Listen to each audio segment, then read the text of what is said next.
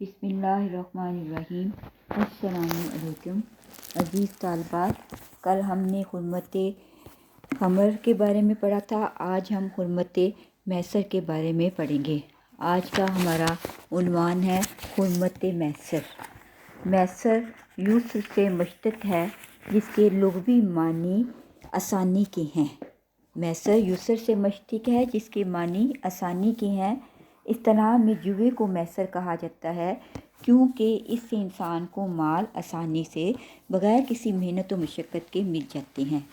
یسر کے ایک اور معنی ہے ٹکڑے ٹکڑے کرنا بھی، لیکن مفہوم کے لحاظ سے اس میں بڑی وسعت پائی جاتی ہے۔ عہد جدید و قدیم کے وہ سب خط کنڈے اور کھیل جن سے جوئے کا کام لیا جائے اسی ضمن میں آتے ہیں۔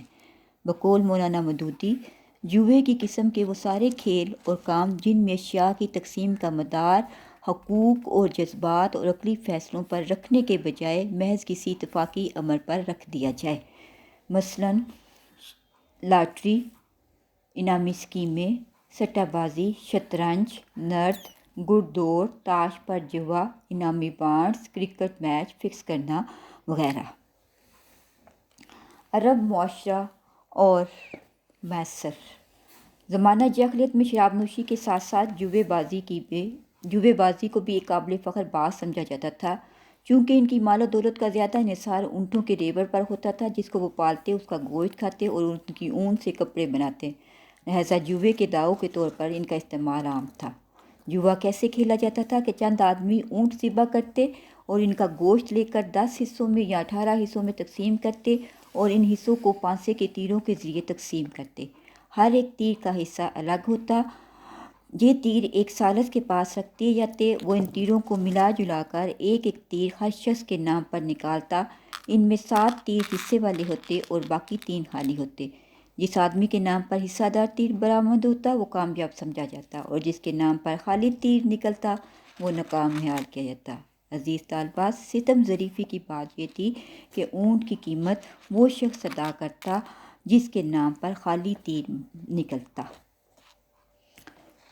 اسلام کو یہ فخر حاصل ہے کہ اس نے شراب کی طرح جوئے کے بھی حرمت کے تدریجی احکامات نازل کیے۔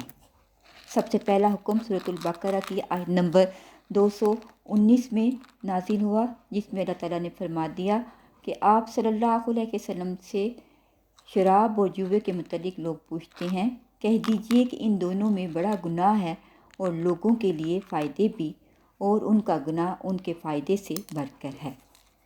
6 ہجری میں سورۃ المائدہ کی آیت نمبر 90 اور 91 نازل ہوئی، جس میں جوئے کو واضح طور پر حرام قرار دے دیا گیا اور حرمت کی وجوہات بھی بیان کرتی گئیں۔ اللہ تعالیٰ فرماتے ہیں کہ بے شک شراب اور جوا اور بت اور پانسے شیطان کے ناپاک کام ہیں، سو ان سے بچو تاکہ تم کامیاب ہو جاؤ۔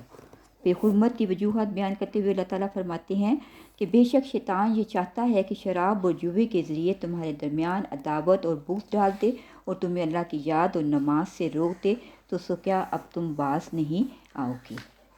جوا کھیلنے سے بیکاری کی عادت پیدا ہو جاتی ہے، جس سے جواری کو ہی نہیں نقصان ہوتا بلکہ ملک اور قوم کو بھی ہوتا ہے، کیونکہ ہر ملک کی ترقی کا راز محنت اور کام کرنے میں ہے۔ نبی اکرم صلی اللہ علیہ وسلم نے فرمایا کہ بہترین عمل حلال روزی کمانا ہے۔ جوئے سے معاشرے میں معاشی توازن میں بگاڑ پیدا ہوتے ہیں۔ بعض افراد تو پائی پائی کے محتاج ہو جاتے ہیں اور دوسرے ان کے اموال سے خوب ہاتھ رنگ لیتے ہیں اور سرمایہ دار بن جاتے ہیں۔ جوئے کی عادت انسان کو بےغیرت بنا دیتی ہے، عزت نفس کا خاتمہ ہو جاتا ہے۔ جب ایک انسان جوئے میں اپنا گھر تباہ کر لیتا ہے تو نان و نفقہ کا محتاج ہو جاتا، تو پھر وہ دوسروں کے سامنے دست سوال پھیلائے بغیر نہیں رہ سکتا۔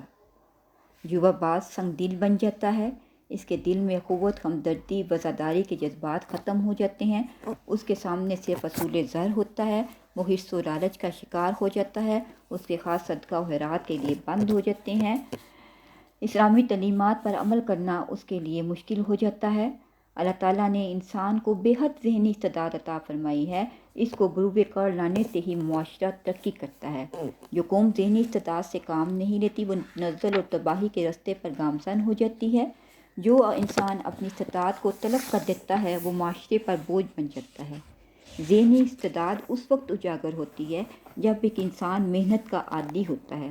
جوا محنت اور قسم کا ضد ہے، مخالف ہے، اس لیے جواری کی ذہنی استعداد ختم ہو کر رہ جاتی ہے۔ نبی اکرم صلی اللہ علیہ وسلم نے جوے کے ان گناہ نقصانات سے پیش نظر فرمایا کہ جس نے اپنے ساتھی سے اتنا ہی کہا کہ آؤ جوا کھیلیں لیکن پھر جوا نہ کھیلا تو وہ صدقہ دے، یعنی وہ جوے کا ارادہ کر کے باز آیا تو اس سے بلا ٹل گئی۔